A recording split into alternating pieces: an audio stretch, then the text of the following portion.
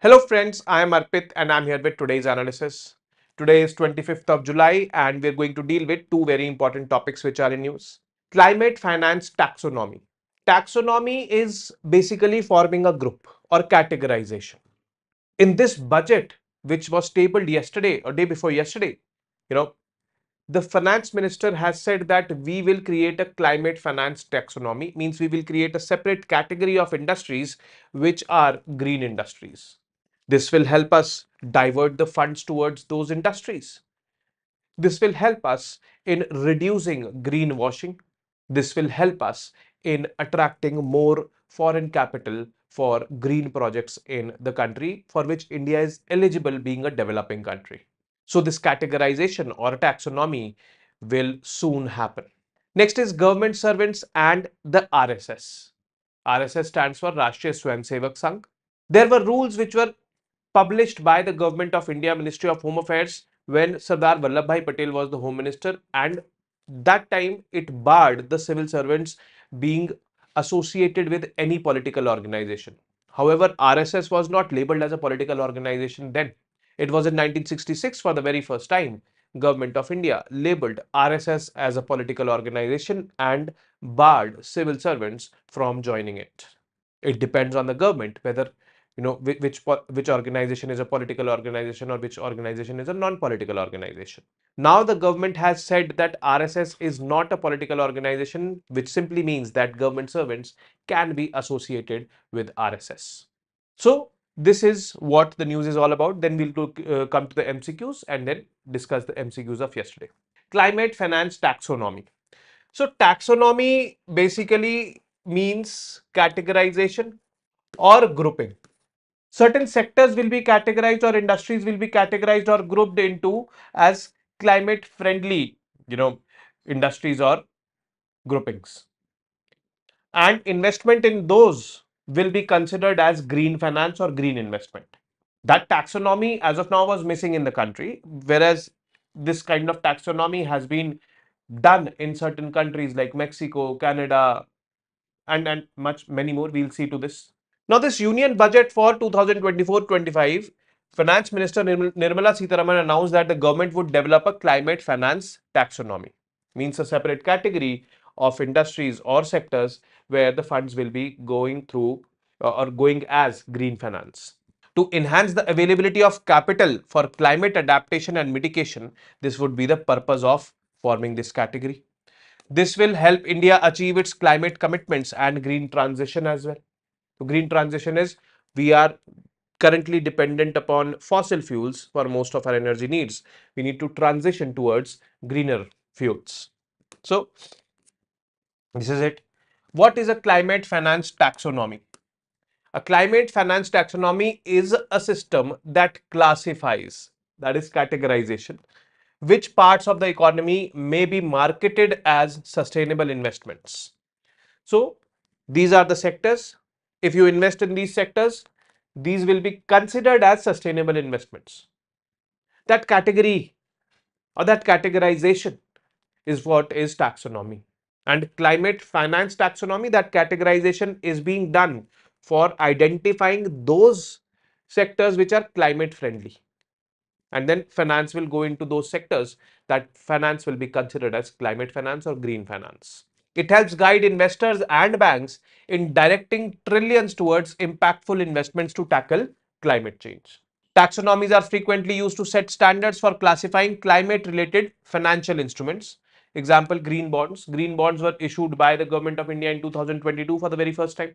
Those green bonds attracted money, and that money was specifically spent in this climate friendly initiatives or renewable energy projects or whatever sustainable development projects were there. So we need to create a broad category, and that category will be created by this taxonomy which the government has announced in this particular budget. The main thing is you need to know the meaning of this word taxonomy and what is the significance of this word. What is the significance of taxonomy? So why is taxonomy significant? See, global temperatures are rising, global warming is happening, climate induced disasters are increasing day by day. So definitely we need finance to tackle that. And as a developing country, India is also eligible to get that climate finance from the developed countries as per international agreements. So if we have this categorization in place, it would be easy to attract, or it would be more efficient to attract funds and tell the world ki bhai, we are going or we are diverting these funds towards these sectors. That is the main purpose. So with global temperature soaring and the adverse effects of climate change exacerbating, countries need to transition to a net zero economy. We have set a target by 2070 we will be a net zero. Net zero is the amount of carbon emissions we are doing. We have done certain arrangements that we are sinking in carbon as well. Obviously, for doing those arrangements, finance is required. So categorization should be there.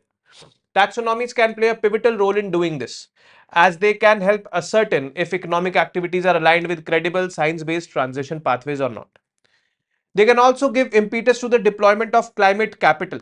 Climate capital is basically that capital which is deployed for climate, for saving the climate, or for saving, I would say, global warming. Like I do investments in solar panels. Yeah, that will be called as climate capital, because with that investment, with that capital, I am investing in a cause which is actually environment friendly, which will reduce the carbon emissions and reduce the risks of greenwashing. Now, what is greenwashing? We need to understand this term. Greenwashing is basically certain companies, what they do is they pretend to be climate friendly, but actually they are not. They're just greenwashing their claims. So that is what greenwashing is. So greenwashing should not be there. For India, a taxonomy could bring in more climate funds from international sources. We are eligible for, climate funds from international sources because we are a developing country, and the developed country have this obligation of investing $100 billion or giving $100 billion to the developing and underdeveloped countries as of now. Well, this year, this climate finance goal of $100 billion is going to be increased, which is called as the new NCQG, that is new climate quantifiable goal. But let's see what happens. Currently, green finance flows in India are falling far short of the country's current needs. They only account for around 3% of total FDI inflows to India, according to the Landscape of Green Finance in India 2022 report. This is published by Climate Policy Initiative.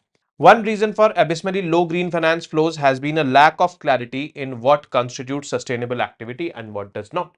But after this categorization, this confusion will be over. Ki bhai, this is a sustainable activity, this is not.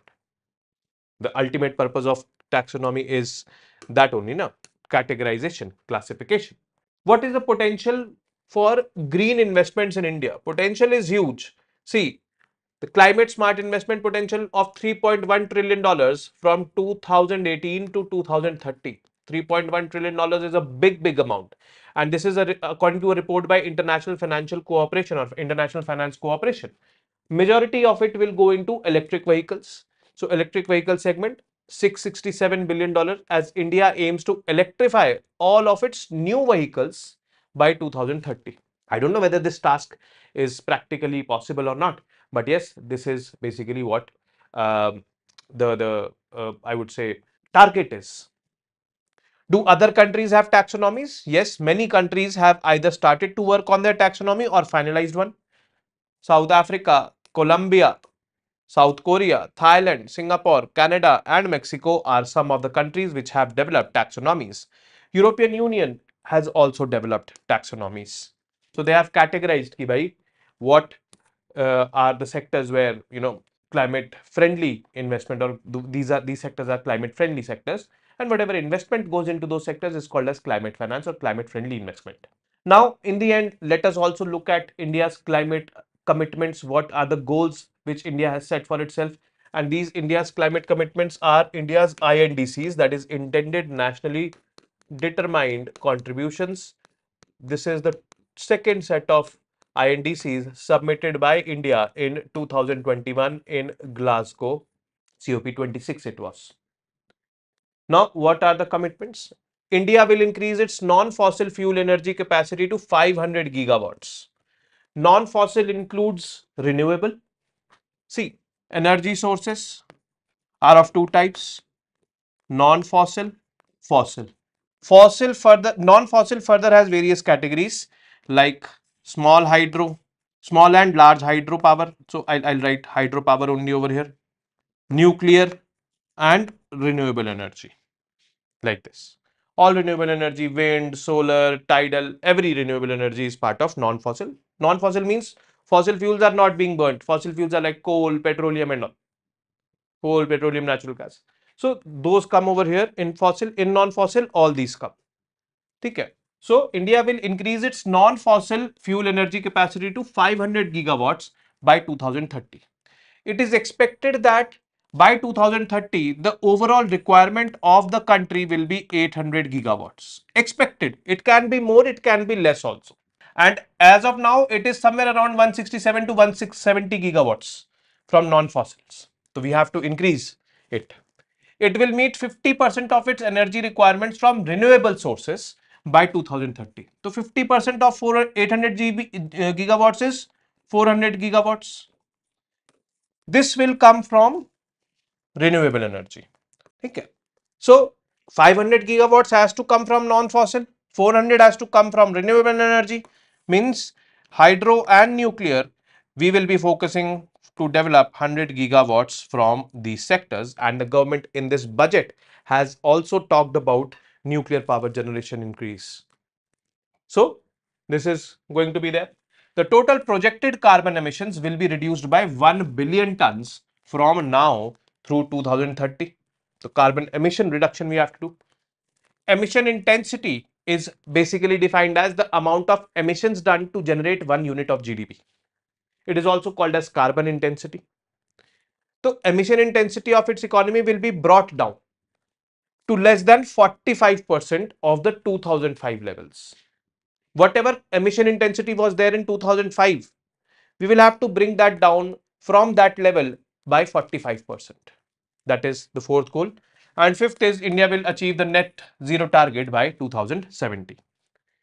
This is what the climate goals are, and these climate goals we will be able to meet. First step is taxonomy. We should categorize which industries are climate friendly, which are not, which the government has announced now. Next is government servants and RSS. The center has decided that the mention of Rashtriya Swayamsevak Sangh as an organization that government officials cannot be part of should be removed. Government servants cannot be part of a political organization. This simply means that RSS will now not be labeled as a political organization. As simple as that. The new circular, following a directive issued by the Department of Personnel and Training earlier this month, employees can now participate in the activities of RSS without attracting any disciplinary action under the rules of the conduct applicable to them. So there were rules of conduct which were there, and in those rules of conduct, it was explicitly mentioned, Rule 5.1, that any civil servant cannot be associated with a political organization, and RSS was labeled as a political organization there. Now, DOPT's directive. What has been this directive? On July 9, the DOPT, which manages the central government's human resources, said the government has reviewed instructions issued in 1966, 1970 and 1980, and it has been decided to remove the mention of Rashtriya Swayamsevak Sangh from the impunged OMs. OM means official memorandums, that list which contained the names of the organizations which were labeled as political organizations. From that list, RSS name has been removed. What did these circulars say of 1966, 1970 and 1980? So in 1966, there was this circular that certain doubts have been raised about government's policy with respect to the membership of any participation in the activities of RSS and Jamaat-e-Islami. Another organization along with RSS was Jamaat-e-Islami by government servants. Government have always held the activities of these two organizations to be of such nature that participation in them by government servants would attract the provisions of sub rule 1 of rule 5 of Civil Services Conduct Rules 1964.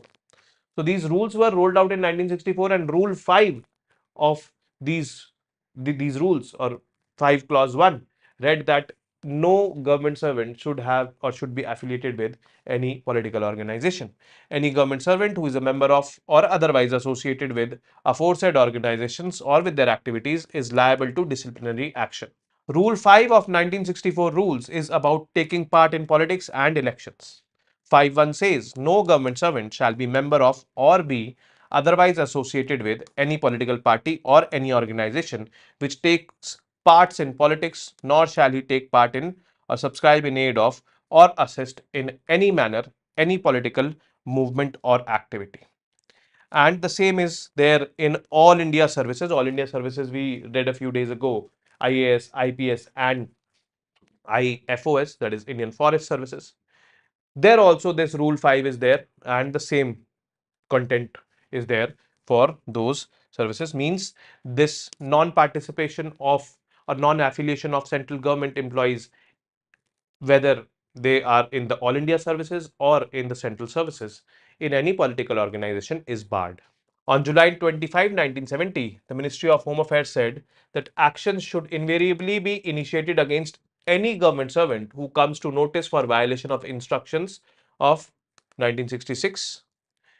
Then, during emergency, orders were issued to take action against workers of the RSS, Jamaat-e-Islami, Ananda Marg and CPI-ML. ML stands for Marxist Leninist. CPI, Marxist Leninist.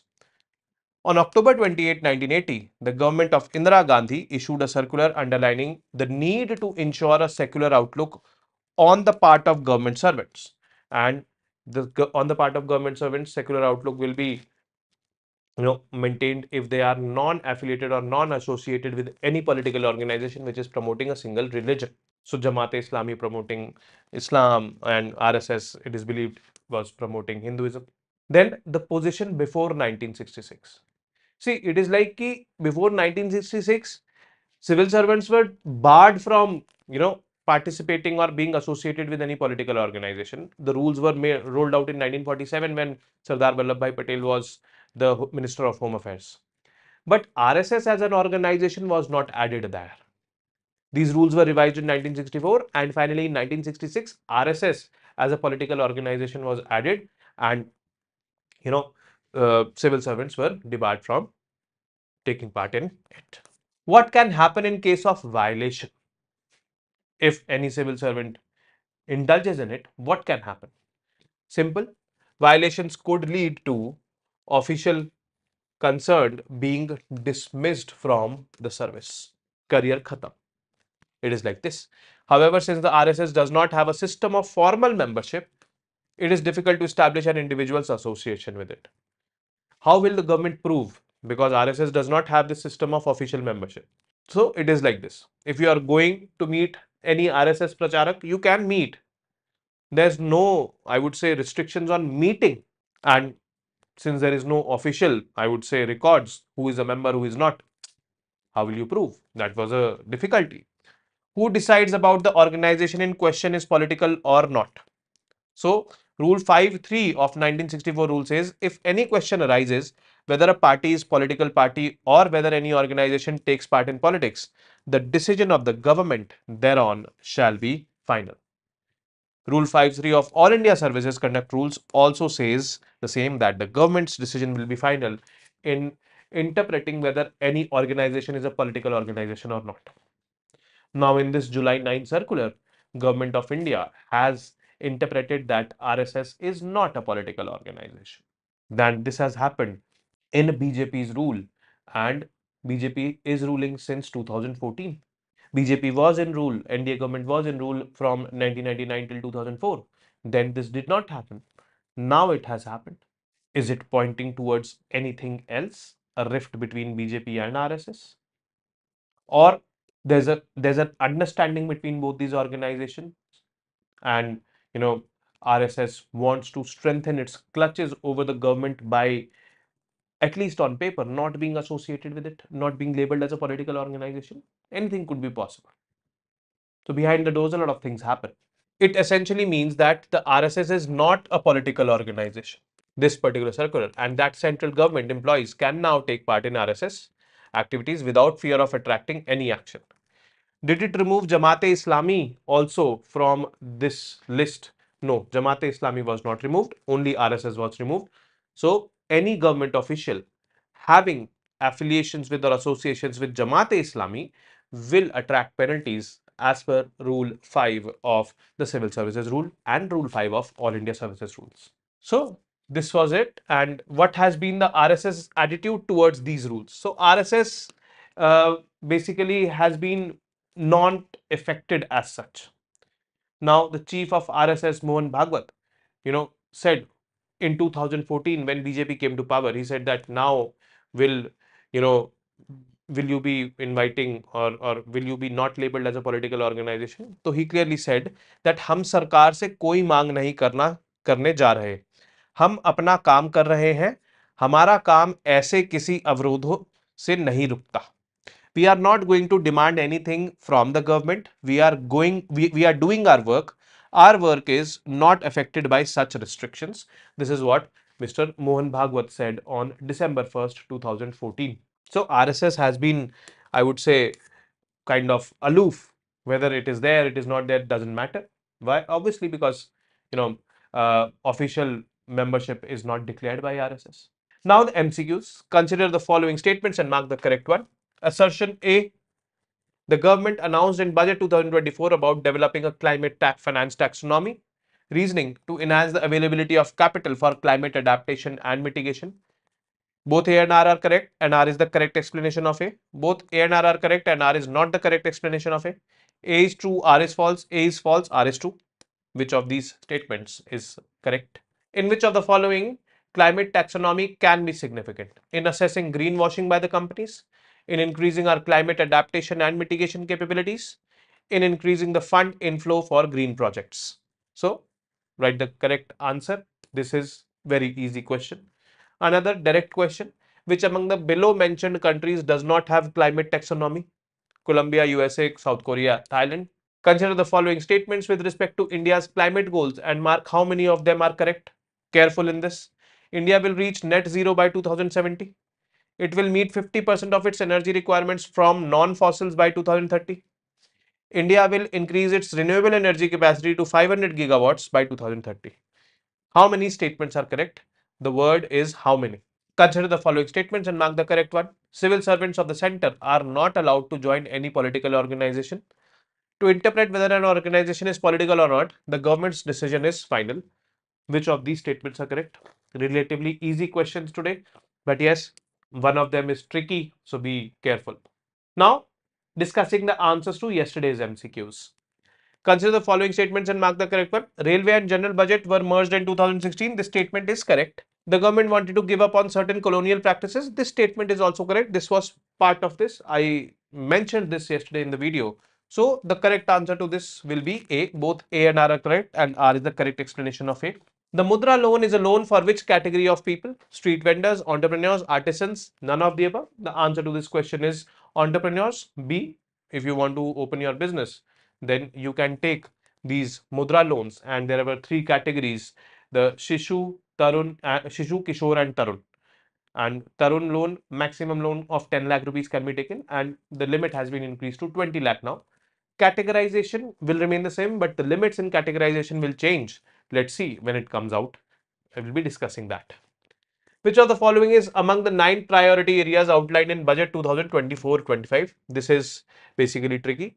Space sector development, manufacturing and services, resilience and agriculture, employment and skilling. So, manufacturing and services was one among those 9, resilience and agriculture was one among those 9, employment and skilling was one among those 9.